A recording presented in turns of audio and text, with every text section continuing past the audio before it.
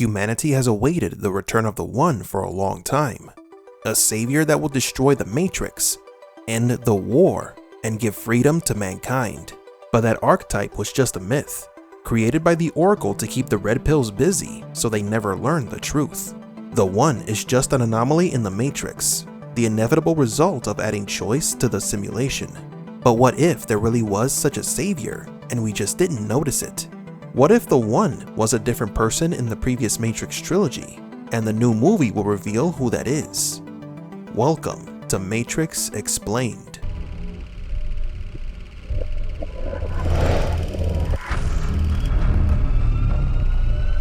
Welcome to the desert of the real. Before we begin today's video, we would like to announce our first official giveaway for our subscribers. We will be raffling a copy of the Matrix Comics 20th Anniversary Edition, an anthology of all published Matrix comic book stories, some written by the Matrix creators themselves, the Wachowskis.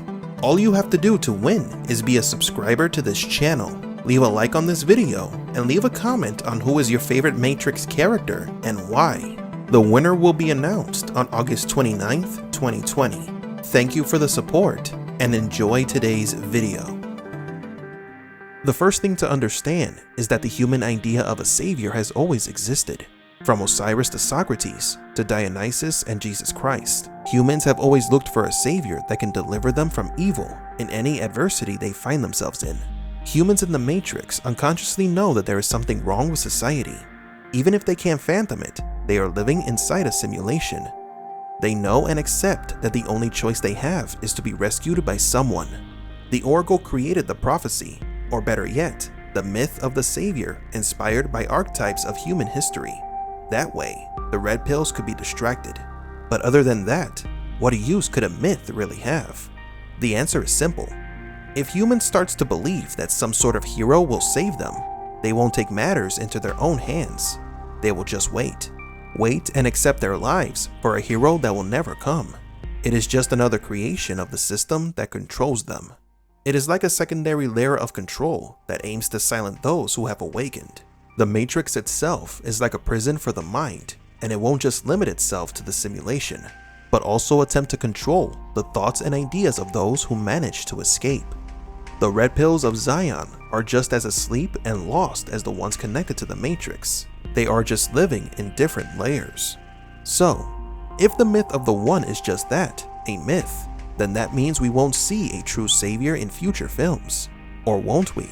Some people believe that even though Neo was an anomaly, he became a savior when he destroyed Agent Smith, or when he manifested supernatural powers in the real world. Yet this is debatable. Yes, Neo did do all that, but he ended up helping the machines in the end, keeping the status quo and following the wishes of both the Oracle and the Architect. Neo achieved peace, but it was a kind of peace that was conditioned by the will of the enemy.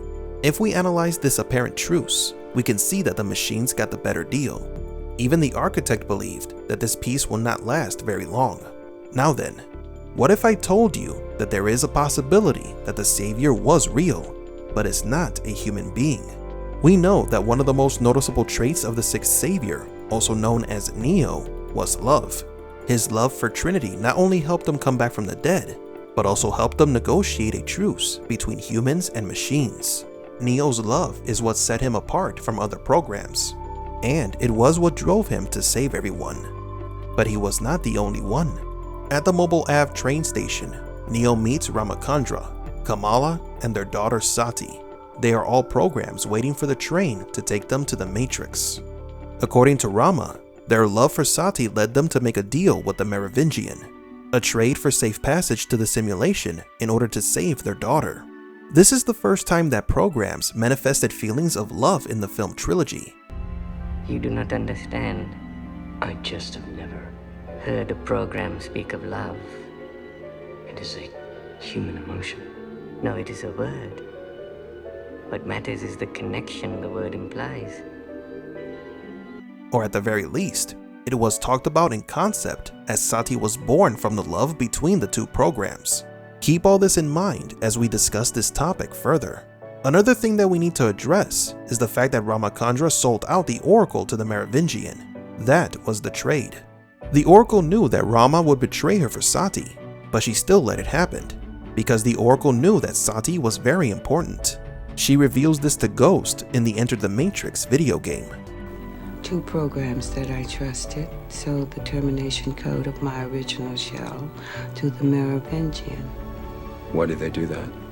For love. For the life of their child. You knew about it, and yet you let it happen. I had to. Why?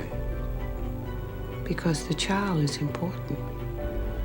I can't tell you why, but I believe that one day the child will change both our world and your world forever.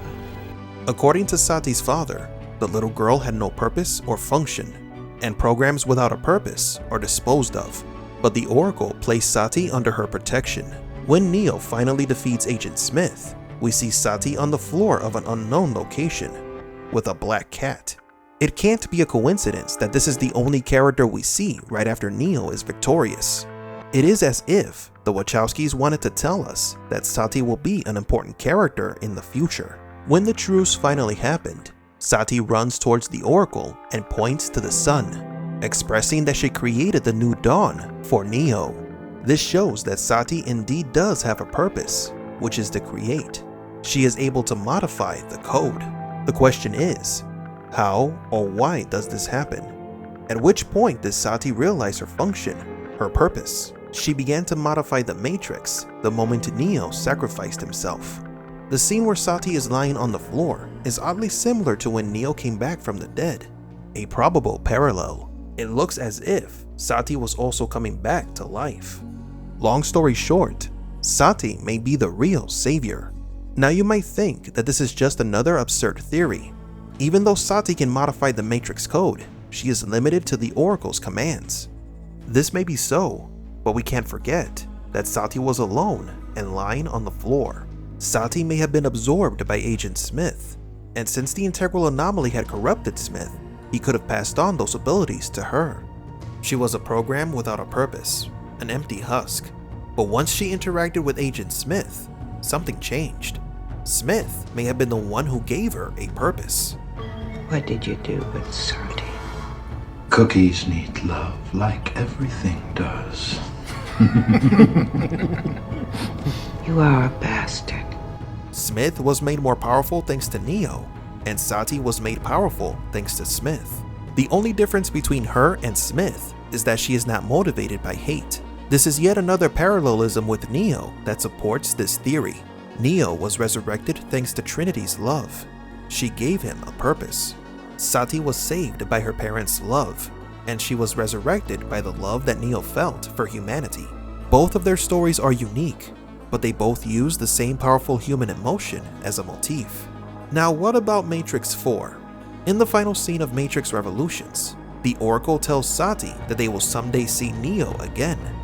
So if there is one character that must return in the new movie, it's Sati. In fact, there is an actress who signed on to play a yet-to-be-revealed character in Matrix 4, Indian actress Priyanka Chopra. Many people have already speculated that she might be playing the adult version of Sati. So in summary, Sati shows off her powers inside the Matrix. She is capable of modifying the code, far beyond what the One was capable of. Maybe salvation won't come from the humans after all, but ironically, from the machines. From a program that escaped her own destruction by becoming an exile. Throughout human history, we have been dependent on machines to survive. Fate, it seems, is not without a sense of irony. The story concept of a child who is exiled in order to save their life is a common archetype of a savior. It is frequently used in all creative media. In the case of Neo, he fulfilled his role when he sacrificed himself, similar to Jesus Christ in biblical scriptures. But Sati would be more like Moses, the boy who had been exiled in order to save his life, saved by the love of his parents. He would find his calling and return to free the slaves from oppression and suffering. This would make her the true savior and Neo's successor. But do you agree? Could Sati be the true one? Could a program be the savior of humanity? If you enjoy our content and are a fan of The Mandalorian and Star Wars, please subscribe to our other channel, Mandalorian Universe. There you will find daily news and theory videos about the hit show and of the Star Wars universe. For Matrix Explained, please leave a like and subscribe. And thank you for visiting the Desert of the Real.